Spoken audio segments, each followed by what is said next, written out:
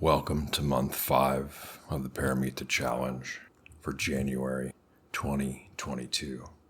This one deals with right concentration. For the first week, from SN 45.8, and what is right concentration?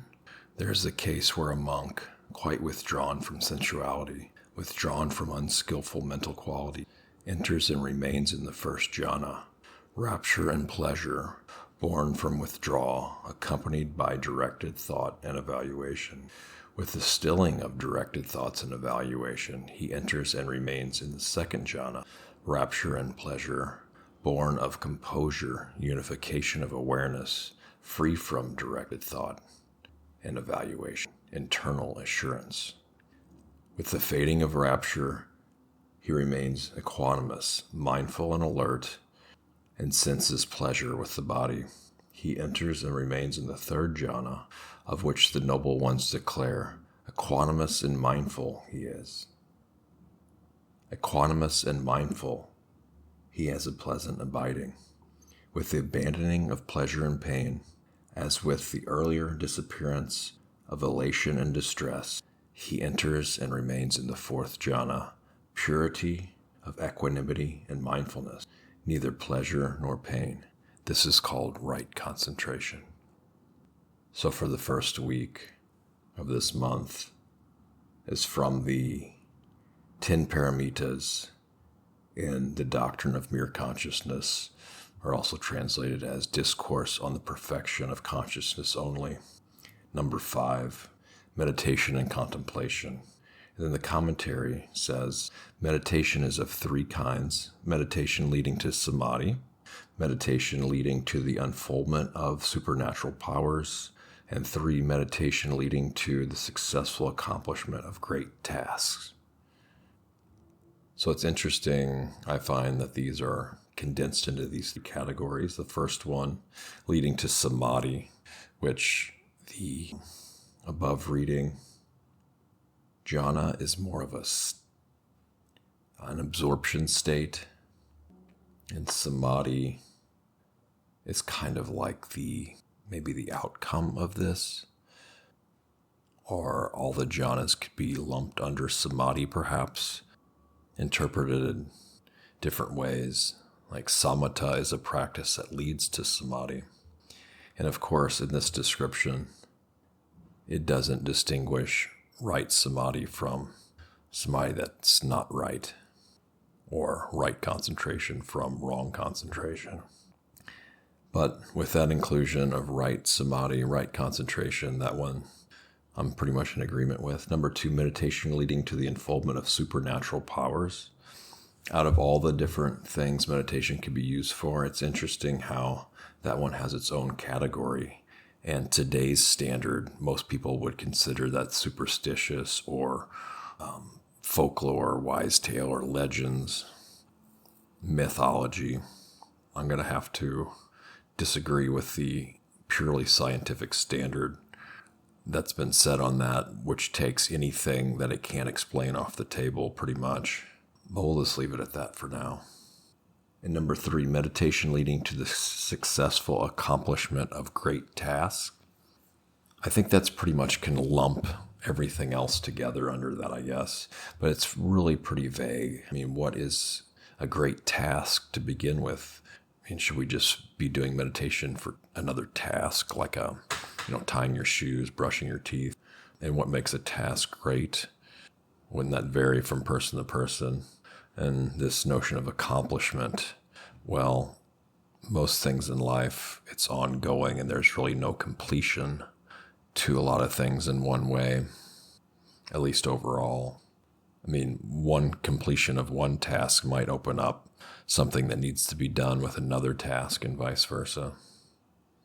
Or something might need maintaining what we once thought was a complete task.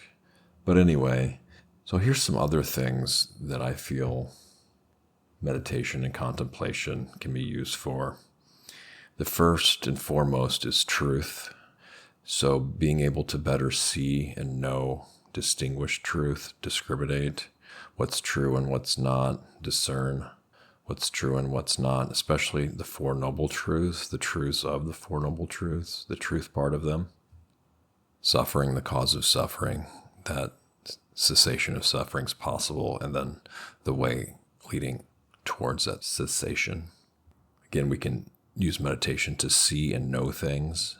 It's kind of like maybe more drilling down on what truth is when we can see and know it. Investigation, so we can use contemplation and meditation to investigate certain things through a line of questioning, inquiry, just digging into causes and conditions of things. Consciousness exploration, some people use meditation to explore consciousness. And then we have mundane things like relaxation, calm. Some people meditate for cognitive advantage or for therapeutic reasons, therapy, health, pleasantness. Maybe people meditate just out of curiosity to see what it's about. Some people use it as a space for visualization. Some people meditate to invite more balance and well-being into their lives. Some people would even do it for a silly purpose of wanting to make an impression on someone, just like just about anything else in life. Some people have a devotion to it and use it as a healing modality. So there's just a few other things that meditation and contemplation can be used for. I guess you could lump some of those under samadhi or successful accomplishment of great task, but there it is. And that's week 1 of month 5. Week 2 of month 5 of the Pāramitā challenge, January 2022. This is from the 6 perfections and their subdivisions, from the Sutra on Understanding the Profound and Esoteric Doctrine. Number 5, meditation/concentration. The 3 subdivisions are meditation of abiding in happiness, which counteracts all the suffering of passion because it is non-discriminative, tranquil, very tranquil, and irreproachable. Second one is the meditation that engenders functions and virtues. 3, meditation that engenders benefit for sentient beings. So I guess we'll start at the first one here. Meditation of abiding in happiness, which counteracts all the suffering of passion because it is non-discriminative, tranquil, very tranquil, and irreproachable. So obviously, abiding in happiness is a wonderful thing. But what about those times when it doesn't really seem possible to abide in happiness? Then what? Well, can we even look at that as an opportunity to have a better knowing and understanding of happiness and the suffering of passion? Not too fond of this either. Just on a technical note that, well, what about passion for the Dhamma, passion for meditation and concentration? What about wholesome desires? And then non-discriminative. Well, actually, we need discrimination in the sense of discernment to be able to tell what is even happiness and what's not happiness, what's passion, what's not passion. And tranquility is a very admirable quality as long as it's balanced and not overly tranquil, docile when effort's needed, and irreproachable. Almost seems like I'll just leave that for now, speak to that so much. But the point here being, if we're happy and we're in happiness, then there's really no need to chase tail too, for some, I suppose, looking to gratify certain urges when beings oftentimes think that one thing will make them happy, but they're actually doing things that are completely counter to their happiness. So number 2, the meditation that engenders functions and virtues. Here's this word engender again. So functions and virtues. It seems like virtues are included in precepts. Sila, samadhi, panya. Sila being ethics. Ethics seem more foundational than meditation bringing about ethics, although they can. For me personally, I wasn't really even able to see my non-ethical conduct and that from others even until I started meditation. At least see it where it really struck a chord and resonated, connected all the dots, and knew the impact, and seeing and knowing that ethics are for our happiness, not our constraint. Constraint in and of itself for constraint's sake. In functions, I think most meditation has some kind of function, but what kind of function is it bringing about or not bringing about? What counter function does it have? Surely most everything is done for a reason, meditation's exception. So meditation that engenders benefits for sentient beings, this is pretty much straightforward.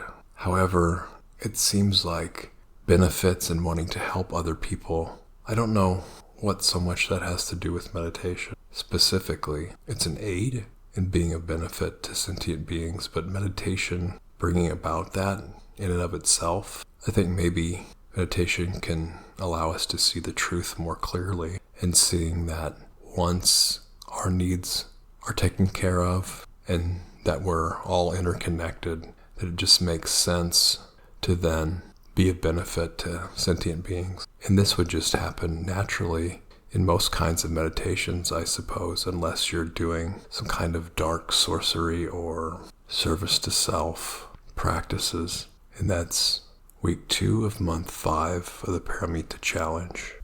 This is week 3 of the Pāramitā challenge for month 5, January 2022. This week deals with intoxicants, including alcoholic beverages, recreational drugs. From the 58 Bodhisattva vows, number 5, don't sell or consume alcoholic beverages or other recreational drugs.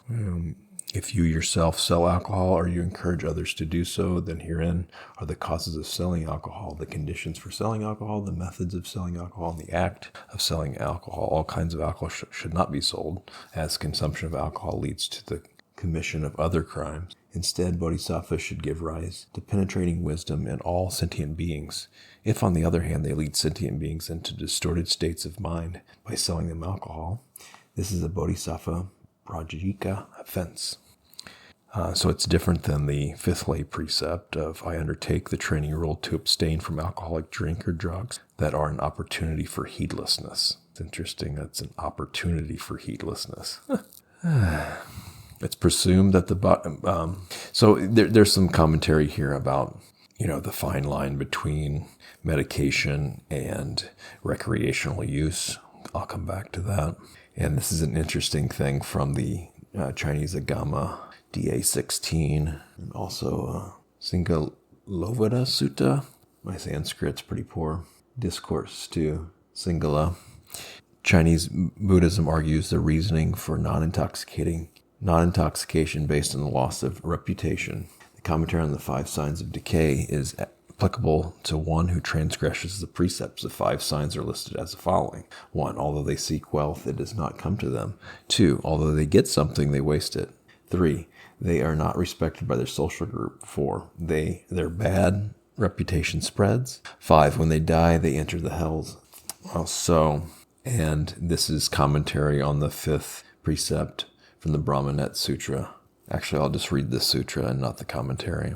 The 5th major precept prohibits dealing in intoxicants. A disciple of the Buddha must not himself deal in any type of intoxicant whatsoever, encourage others to do so, or involve himself in the causes, conditions, methods, or karma of dealing in intoxicants. For intoxicants are the causes and conditions for all manners of offense. A bodhisattva should influence all beings to give rise to bright, penetrating wisdom. If instead he influences beings to give rise to upside-down thinking, he thereby commits a bodhisattva prajika offense.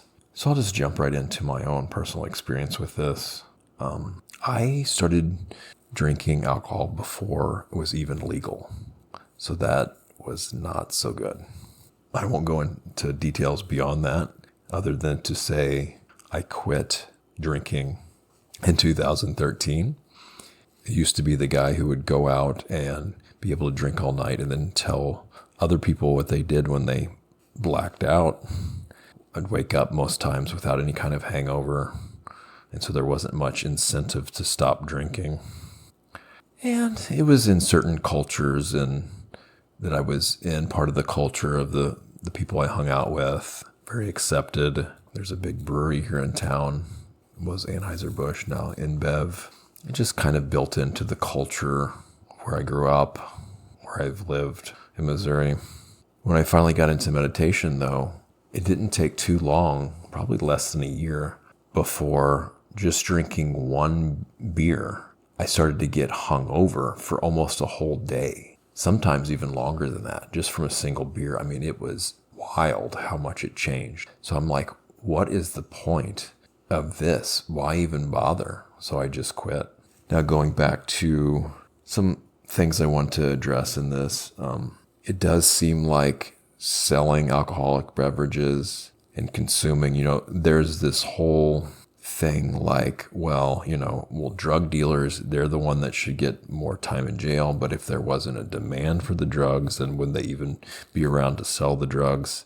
So it's all kind of interdependent. And then you have the whole kind of culture and society built around this, Well, do you attend an event that's been sponsored by alcohol or drug money? Or what about the hidden money laundering around drugs and alcohol? Probably not alcohol so much since it's illegal, which doesn't really seem to make it much better.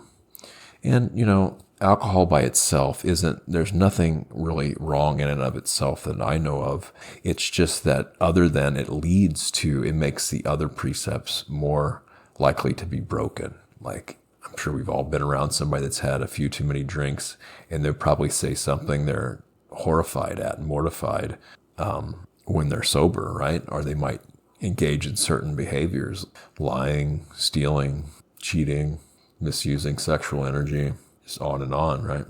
Harming, physical, mental, emotional. For some reason, it just seems more likely when alcohol's thrown in the mix. For some people, though, it helps them unwind at least a little bit in the short term. But then where does that leave in the long term? Do they need more and more? Do they start getting into this thing like, oh, I can just have one. And then some people can't have one. But then there's people social drinking and you can have one. But if you start drinking with them, well, they can't have one. They have to have more and more and more. But then there's the opposite thing of like you go to a cocktail party and you're not drinking, right? Or you go around people and sometimes they're like, what's wrong with you? Why aren't you drinking? So that's another interesting dynamic with this. So the medicinal use of alcohol and certain substances, chemical substances that are designed and created for therapeutic use. This is a whole huge rabbit hole. Some of these pharmaceutical drugs have therapeutic use, great therapeutic use. A lot of them have side effects too that lead on to other being prescribed other drugs. Some are good short term, but not long term. And then you get into the hallucinogenic drugs that are now being considered for therapeutic use by licensed physicians. It's interesting because it used to be certain shamans would administer these drugs because they would spend their whole life engaging in ceremony and study and administering these psychedelics to people who needed treatment for various things. And now they're considering, I guess, letting medical doctors prescribe these for therapeutic means. And I wonder what kind of training is involved in that and how that would compare to, say, a shaman. There's a lot that goes into it. Then we get something as simple as, or maybe not, as cannabis and certain people's reactions to it and certain people's therapeutic responses to it. Got different legalities around that, obviously. We all know this. So lots of research and study recommend, and then paying attention to one's own experience on and off these if they're being prescribed or looking into as alternatives. So many studies to consult, so many experts to consult and talk to, but don't overlook your own experience when and if these come into play, looking for markers and reference points within one's own use. And then also it depends on certain causes and conditions throughout one's life, where one substance at one point in life might have had a different effect then compared to maybe 20, 30 years later when certain things have changed fairly significantly. The easy guideline, though, is if you do not need these or can abstain from them, then it's easier just to put them aside unless this is a really interesting topic to jump into and study. For one, there's really some clear-cut substances that really have no beneficial use whatsoever. That's pretty easy. And the alcohol thing, if you don't see it as an issue for one's spiritual practice, then there's probably a lot less likely chance that you'll even consider stopping alcohol. But if you can see, or when you see and know it for yourself, then it's an easier choice to make. Of course, meditation helps a lot with that.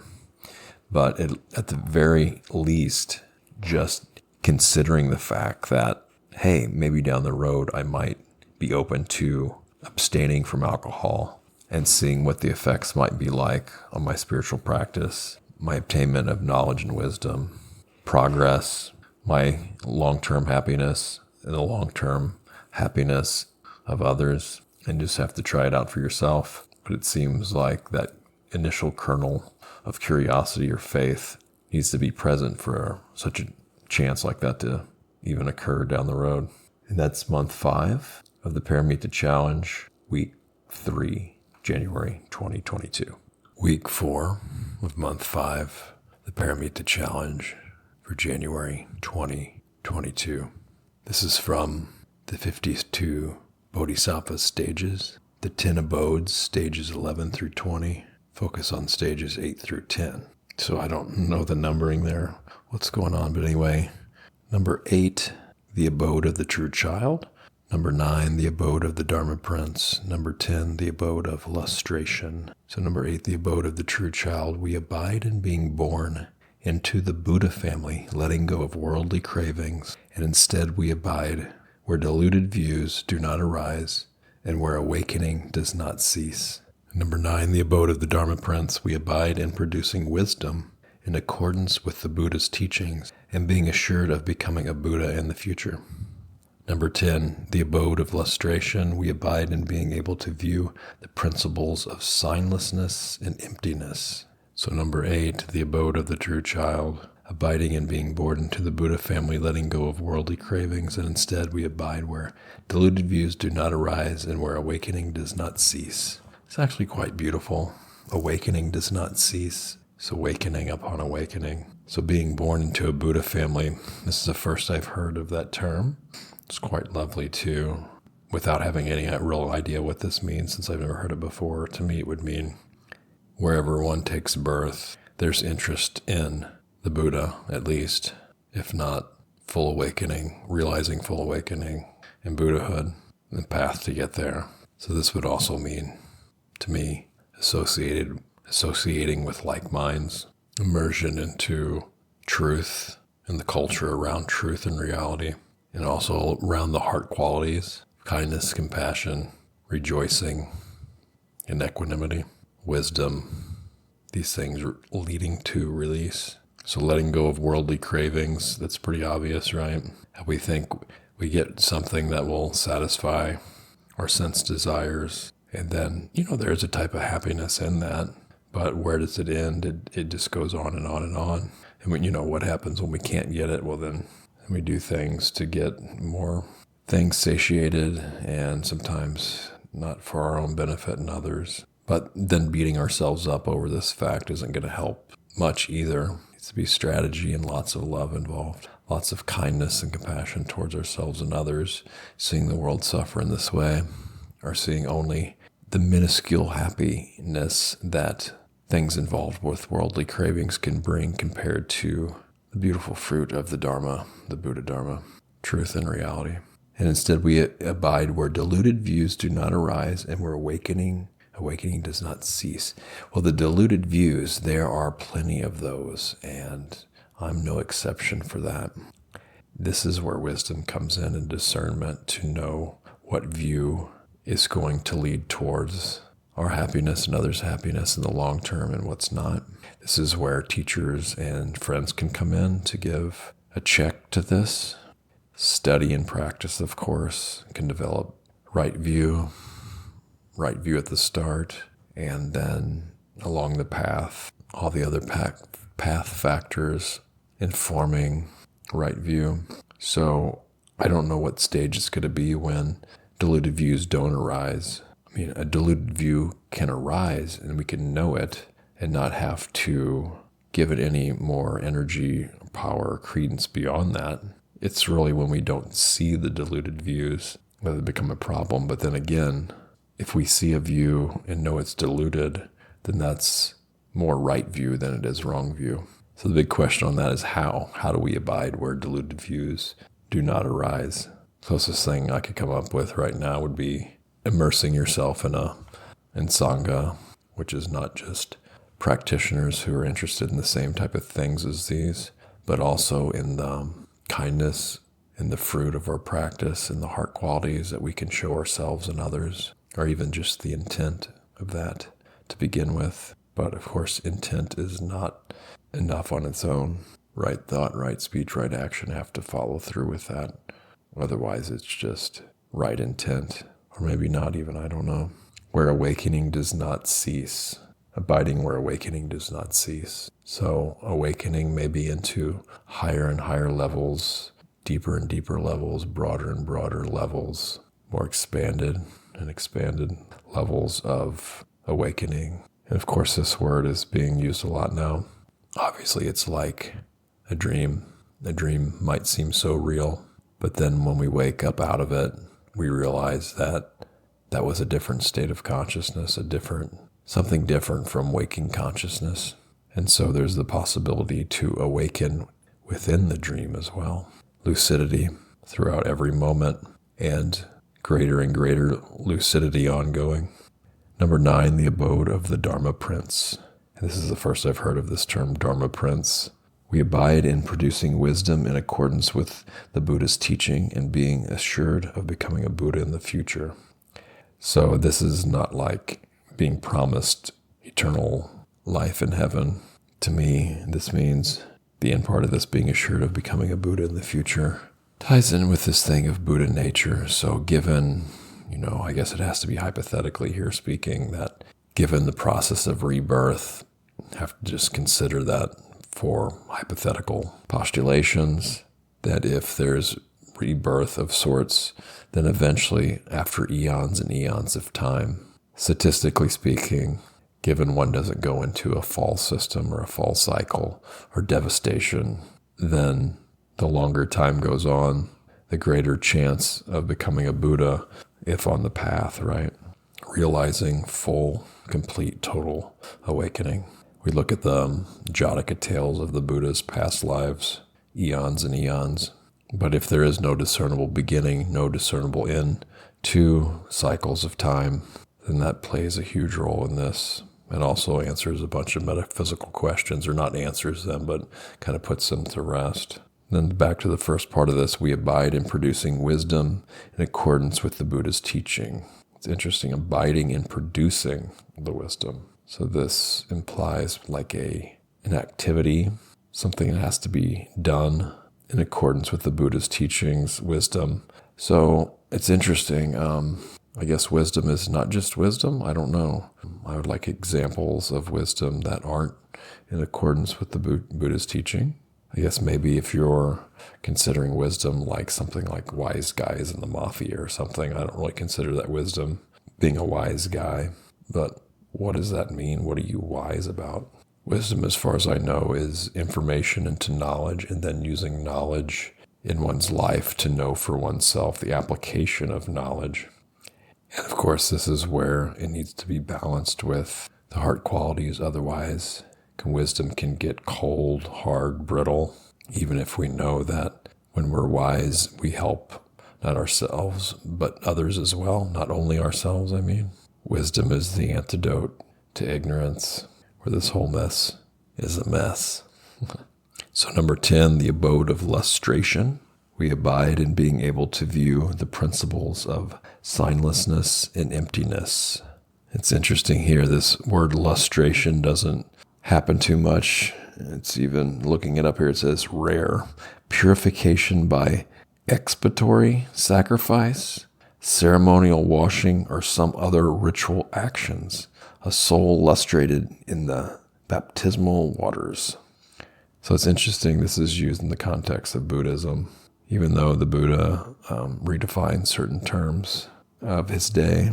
Another word here, I don't hear it very often, expiatory, expiatory, I guess. We abide in being able to view the principles of signlessness and emptiness. So these have been talked about on the last month's Pāramitā challenge. So if you haven't listened to that, you can go back and listen to that. But basically, signlessness is the gate of liberation to the first mark of existence, first characteristic of existence, and that is anicca. I like the translation of inconstancy, that in the long run, nothing will stay constant. And emptiness is the liberation gate of not self. So it's another complex teaching that I don't need to go into here. And I went into depth on emptiness in the last month, like I say. But just really briefly here, we abide in being able to view the principles. So this is just being able to view the principles and being there. So it doesn't say there's really an understanding or a realization or even abiding in those, but just the ability to view the principles. So are the principles different than signlessness itself and emptiness itself? Is there anything in addition to the principles of these things? And are there other ways to approach the principles than viewing them? Kind of nitpicky points here. Oh, and then the ability. So, can there just be a realization without an ability? Or does ability need to be ongoing once realization has been complete and finalized? I don't know the answer to any of these. I don't even know if they're worth asking, but there they are. And of course, what are these principles of signlessness and emptiness? They're liberating. Is there a tendency towards one over the other? And the third one missing here is wishlessness. I think that's going to do it for this month, January 2022, the 5th month of the Pāramitā challenge.